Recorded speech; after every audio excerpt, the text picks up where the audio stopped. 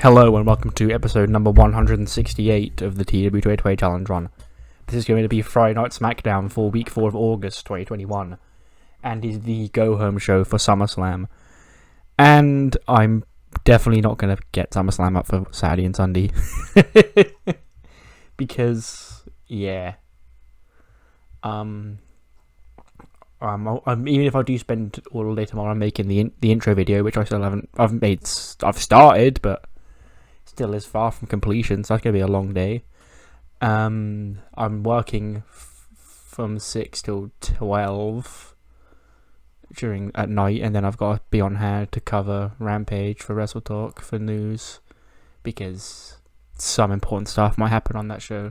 So I probably won't have enough time to record both days of SummerSlam, but hey, they'll be next up, and they'll be worth the wait. That's all. That's what I'm saying. And yeah, but before then, we've got to get through SmackDown. The entire card for SummerSlam has been finalised. It's all on the Twitter, the Conor TEW Twitter. So it goes through what all matches are on what night, what's on the kickoff shows. But obviously, I will drop the usual match card video tomorrow or today, as you're listening to this, 5 hours from now.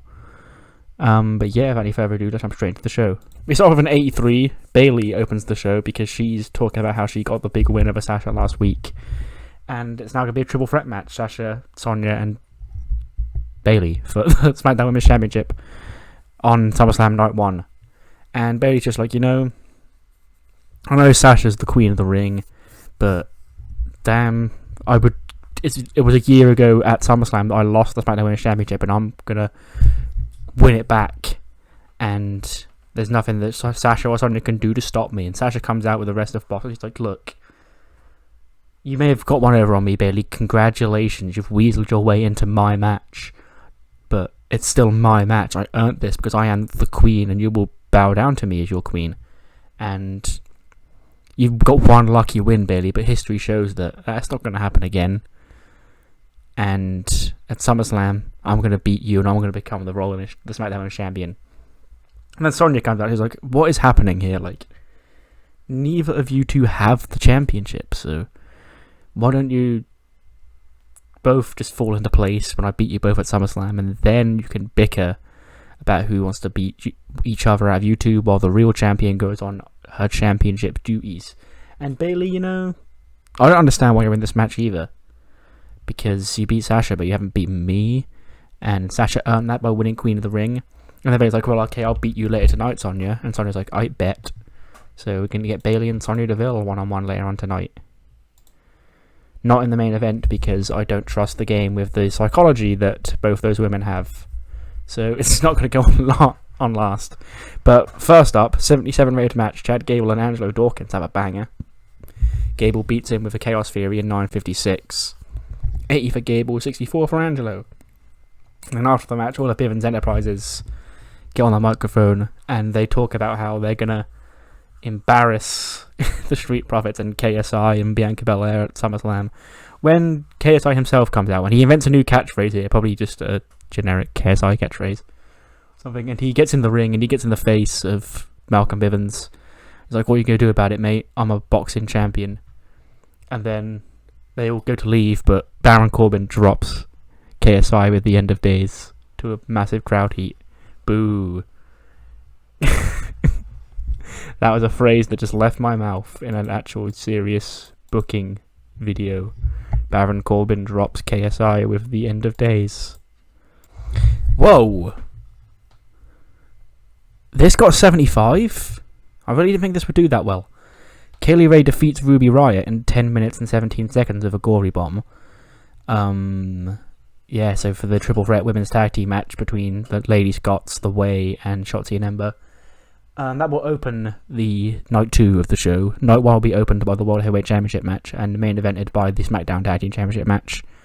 And then Night 2 will open with the Women's Tag Team Triple Threat match, which you'll see why in the next segment. And then main evented with the Triple Threat Women's Raw Women's Championship match. So neither World Championship main eventing SummerSlam this year, but they did both main event last year, so it's fine. But after the match, the three teams get into a fight. And there's some chairs involved. There's some ladders involved, and there's some tables involved. Adam Pearce is watching backstage like, I've just got a great idea. How about on Sunday, the women's tag team triple threat match becomes a TLC match? Big pop. And then Karrion Kross and Scarlett barge in, like the edgy bastards that they are. Well, one of them, at least. It's like, what the fuck are you doing, Pearce? You've kept me off the show. Doomsday's coming. I'm going to put an end, suck their blood, and bring them to death, and all that other edgy shit that I'm going to do. And Pearce is like, alright, sorry. You're not on SummerSlam, so I didn't really feel the need to put you on the show. He's like, well, you're going to fucking pay for that, Pearce, you piece of shit. TikTok, motherfucker.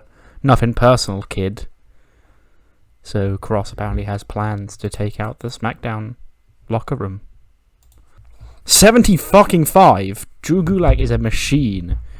But I didn't want him to lose the Dabba-Kato straight up clean, but I don't want to pin him, so of course it ends in a DQ in 5 minutes when the rest of the message run in. I attack Gulak. Gulak gets an 86 and a 49 for Dabba-Kato. The match gets a 75. Drew Gulak carrying. He's a bit of a king, and he's going to face Mustafa Ali for the US title on night 2 of SummerSlam. Pat McAfee is he's not actually hosting it. It's like the split screen thing. Like the first one that comes to my mind is they did one with Joe and Brock and Braun and Brock and other people like that, where like Big E sat in one room, Randy sat in another room, and they're doing split screen interviews ahead of their big match on, I believe it's night 1, so tomorrow night. And Pat McAfee's hosting it, he's instigating it. He'll also be instigating the SmackDown Tag Team Championship contract signing later on tonight. And he's just hyping up what this match means for both men, why they both need to win. And Big E's going to say that Randy unleashed a side of Big E that he doesn't want to see, and that he's going to regret asking for this serious side of Big E, because once that side is unleashed, there ain't no one holding him back. And Randy's like, I appreciate you're a hell of a talent, but you ain't on my level. It's my role, I used to be in the same position as you coming up, and people try to cut my legs out from under me, but I adapted and overcame. Let's see if you can do the same, E. In the ring, the Mean Girls are here, and Carmella takes the microphone. She's like, it's nice to finally be on this show, but it appears Danny and myself and Reggie have fallen out of favour with those, because I've heard a rumour going round, right, that Smile and Shine is the newest women's tag team on the block here on SmackDown, and they've got to face us in their debut tonight.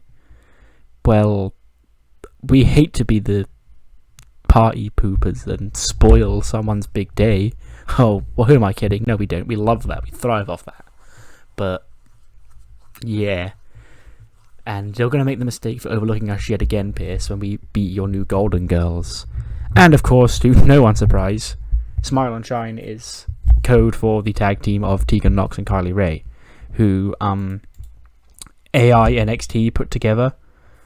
And I have a goal to give an AI tag team a championship. And I sort of asked in Discord, like, hey, does this count? And I think the answer I got was no.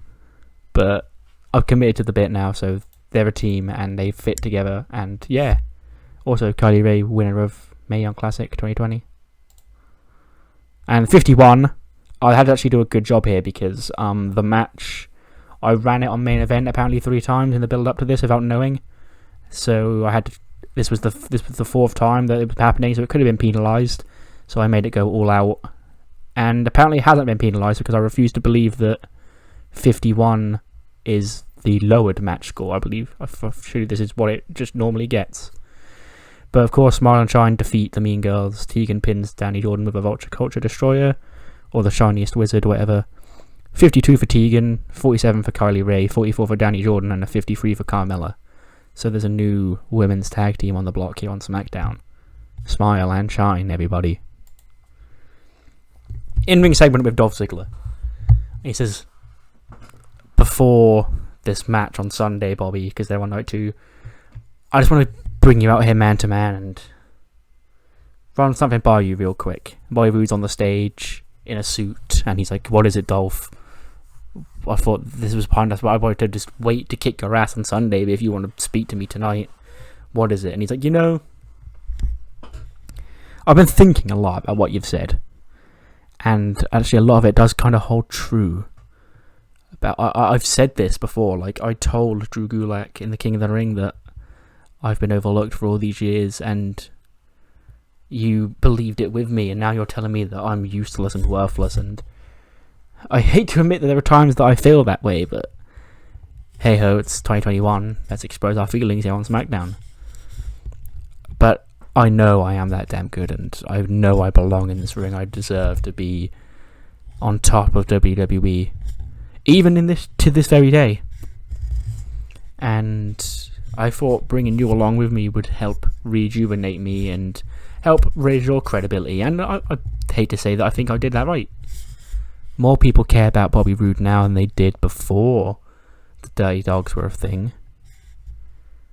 But you bring up an interesting point, because maybe I am yesterday's news, and maybe I am taking opportunities away from other people, but I'm gonna make the most of my opportunity that I've finally been given on this big stage to put you down, Bobby. And he was like, I really like where you were going there, Ziggler, but you can't beat me. I'm better than you. I was the carrier of this team, and hell, I'm willing to raise the stakes. Let's say you, Dolph, because we don't want you around. We don't need you around this company anymore. And I know I'm going to beat you and I'm going to put you down, but if somehow I do lose to you, I'd be too ashamed to show my face on SmackDown ever again, getting beat by Dolph Ziggler in 2021. So it sounds to me like we've got a bit of a situation on our hands here, Ziggler. How about SummerSlam? Loser leaves WWE. And I was like, hey, this isn't the first time my career's been put on the line, and it certainly won't be the last, Bobby, but you've just condemned yourself to the annals of history of forever being that guy that teamed with Dolph Ziggler, and then when that team broke up, couldn't get it done. So yeah, this is why I bumped this match out, and because I just feel like the feud for it has been more worthy of being on the main show than Cesaro and Gargano, which is now on the kickoff show of night 2 instead of this. And yeah, the storyline that I've been handed by the game here, I'm going to run with it. So, loser leaves WWE, Dolph Ziggler and Bobby Roode for SummerSlam. 77, that could have main evented, but I'm glad I didn't, because again, the lack of psychology. But Bayley pins the SmackDown Women's Champion in 11:22 with a headlock driver, really earning her keep in this match tomorrow night. Bayley gets a 76 and a 73 for Sonya Deville. Backstage, KSI is getting tended to by the WWE doctors, and he leaves the medical room, and Bianca and the Prophets are there with Kayla. And they've got an interview she's got an interview with the baby faces heading into this match, and Ted's like, if we had a dime for every time we got knocked down or whatever, blah blah blah, that was Enzo Amore's thing, so he probably wouldn't say that. But yeah, we get stayed down, and Baron Corbin, he took a cheap shot on our boy KSI tonight, but KSI, he's a boxing world champion. I know Corbin has the whole Golden Gloves thing, but let's be real, he's sold all that. That part of him is gone. He's now just a dickweed. Bianca, like, as for Dakota, she's gonna catch this work. And then KSI is like, because we want the smoke. Boom. 8-man tag team match, night 2. This one's on night 2. The Bad Bunny one is on night 1. Because obviously I'm going to have them on separate nights, because they are effectively the same match. And then the actual main event of this show gets an 88. That's nice, I made the right decision. But Cesaro and Sami Zayn defeat Johnny Gargano and Samoa Joe, and Cesaro pins his rival Johnny Gargano with the neutralizer. 88 for Cesaro, 87 for Sami, 75 for Johnny, and a 77 for Joe. And yeah, that's the main event match, but there is a segment to close the show that gets a 100. SmackDown Tag Team Championship contract signing. The Usos are out first. They've got Rikishi and Jacob Fatu with him. And then Seth Rollins comes out. And he's like, Seth, before you sign this contract, I want you to know what you're getting yourself into. Because can you really trust Roman? And Seth's like, what do you mean? That's my brother.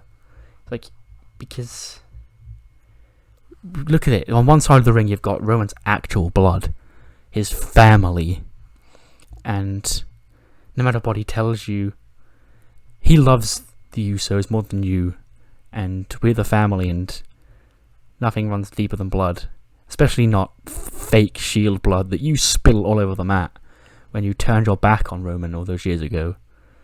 And ever since then, you've realised the mistake you've made, because you've realised that Roman was carrying you, and you're trying to weasel back into his friendship circle.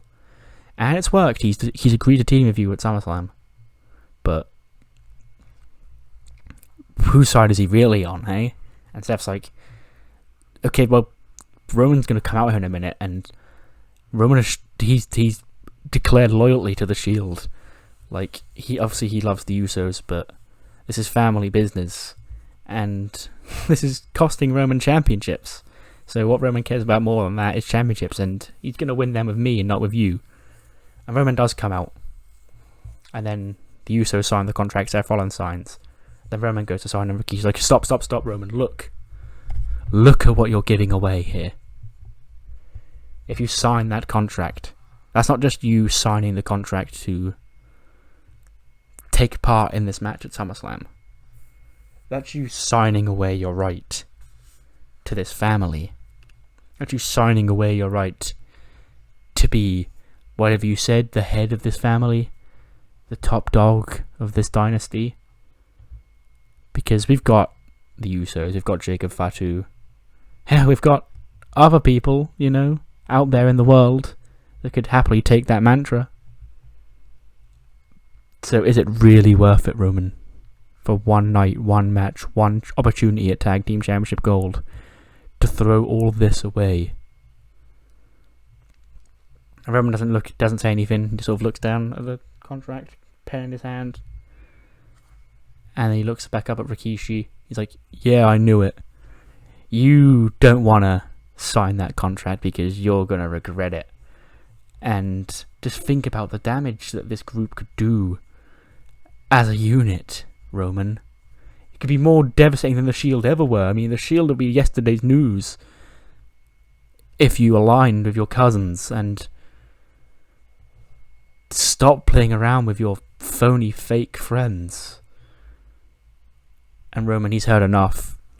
He Superman punches Rikishi, takes him down. Seth and Roman fight off the Usos, and then both of them take Jacob Fatu down. He gets speared, and Roman signs the contract, Shield fist pump. The match is on. Roman and Seth versus the Usos, main event of SummerSlam Night 1 tomorrow night. Show gets an 89, and we get no popularity changes. That's the point we're at. So that's nice. But what matters more than the 89, of course, is what you thought of the show. So let me know what you thought of the comments below, and I'll see you next time for a very nice 169, which will be the first night of SummerSlam.